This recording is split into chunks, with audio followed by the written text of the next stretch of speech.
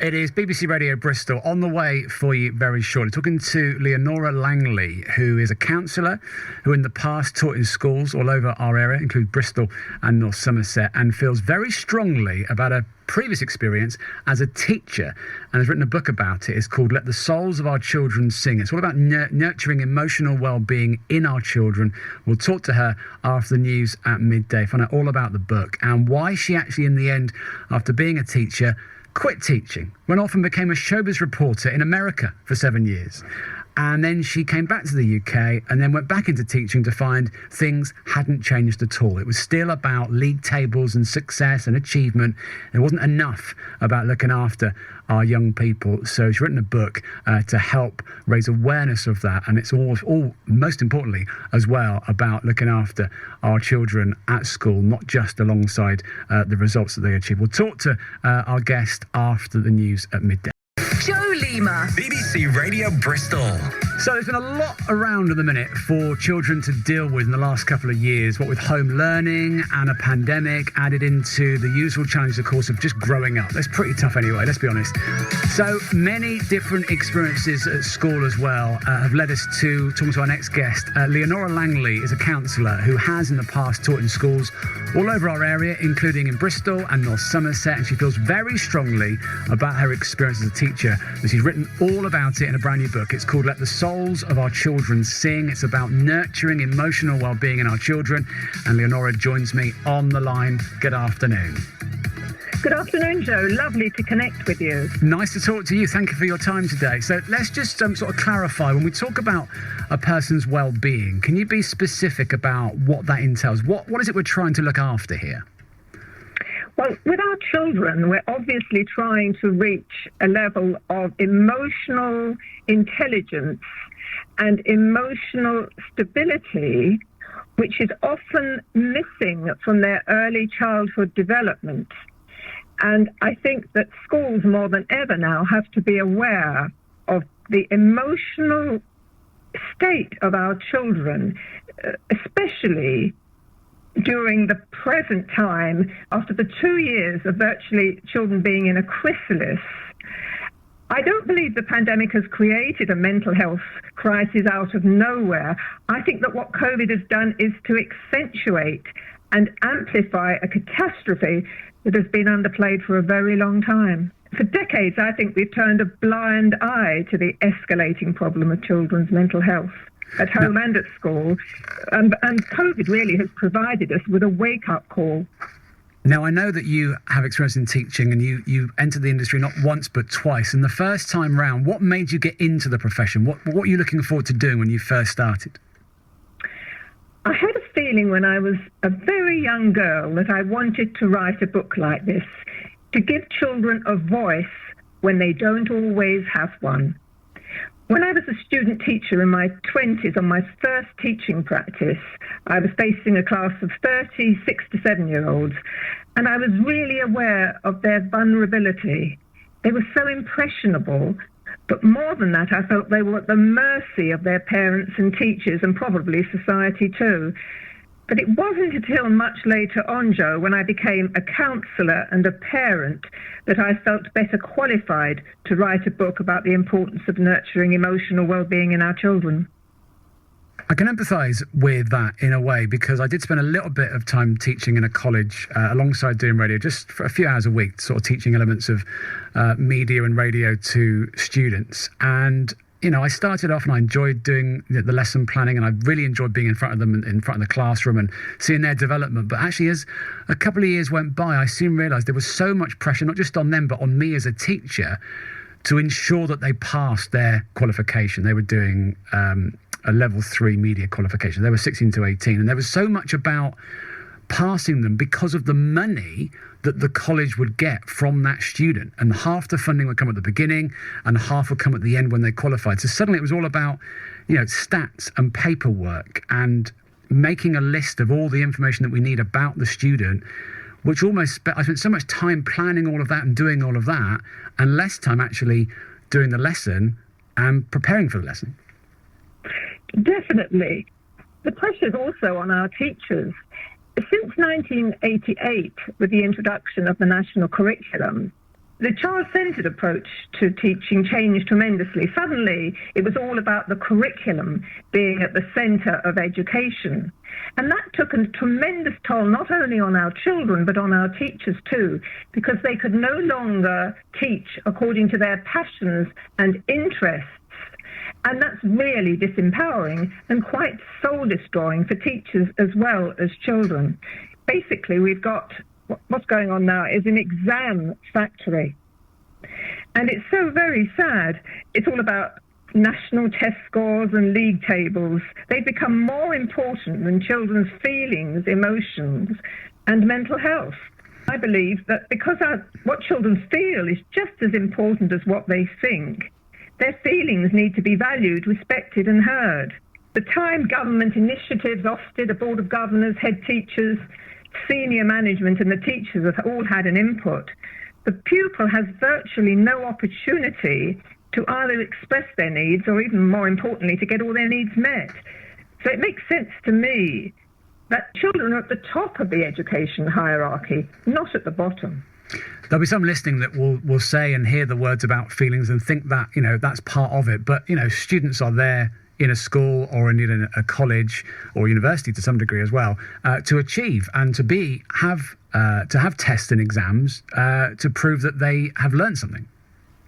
Of course, that is a big part of it. We need to get a better balance between the cognition and logic, which has been in place since the 1870s, a Victorian ethic, a 19th century model of too much emphasis, I think, on cognition and logic. And then we need to balance it out with children's emotional well-being and their soul development, which is equally important, I think, even more important, because I see pupils in schools who can't even access an academic life because they're suffering from a wounded spirit or a broken heart. So where do those children go? I think the present system caters well to about 50% of children, but I honestly feel there's 50% who struggle, and that's really sad. When we think about it, we come in as feeling beings, sentient beings, and that's soon knocked out of children with too much intimidation, indoctrination, repression, and then they forget how to be as a human being. They're human beings, not human doings. And we need to place much more emphasis on their emotional well-being. Do you reckon, you mentioned at the start about the pandemic not being the sole reason, it just sort of highlighted things. So how long have we been failing our children then in schools? As I said, I think we've been turning a blind eye to the escalating problem of children's mental health for decades. What COVID has done, the pandemic, has given us a real opportunity to reassess and reset traditional protocols, including the way we parent and teach our children. It's a really growing concern now, and I think it's reached epidemic proportions. We simply can't ignore it anymore. Apparently, we're presently in a situation in the UK where 1 in 6 children suffer from an identifiable mental health issue, and 12.3% have a special need. And during my 30 years as a teacher and 15 as a counsellor, I think we've now reached a point where nearly all children have a special need to a greater or lesser degree. And what kind of help do they need then? If they are struggling and it's not just about the stats and the league tables and the qualifications and the exams, and they need looking after and nurturing for their emotional well-being, what kind of help do we need to provide to look after our young people better? Well, that's such a good question, Joe, and it's an almost unanswerable question because it's so multifaceted. But where there's life, there's hope. I just think that teachers in their training need to be given a greater psychological input. They need maybe an introduction to counselling where they learn about Eric Burns' ego states, the drama triangle, things that go on a day-by-day basis in schools, where sometimes, because teachers are on such overload, they forget that maybe they're giving a throwaway comment to a child that can deeply affect them for the rest of their lives. Teachers need to be almost more like counsellors in some degree to learn more about how to look after the people that they're teaching emotionally. Now, I can imagine you've been a teacher, I've done a bit of teaching. I can imagine some teachers listening would be like, I just not got the time. I've got lesson plans to do. I've got to, fill in loads of data on computers about, how the students are doing. And they're going to be, in an ideal world, they probably love to be able to do that. But they'll think, I've just not got the time. How can I fit it in? Yes, I absolutely understand that. I've been 30 years as a teacher, sometimes at the rock face of our society. I fully appreciate that. I think there needs to be a better balance between the sciences and the arts, for instance. Is it not down to the parents to do that as well, not just the teachers? Of course it is. But you've got to think now very seriously what's happening, Joe. A lot of mothers being in the workplace, often because of financial considerations, this can sometimes affect the essential bonding and attachment described by John Bowlby, the British psychologist notable for his work in child development. He said that unless you get that early attachment between the mother and child in the early years, the exploratory stage, then children are going to be in trouble later on.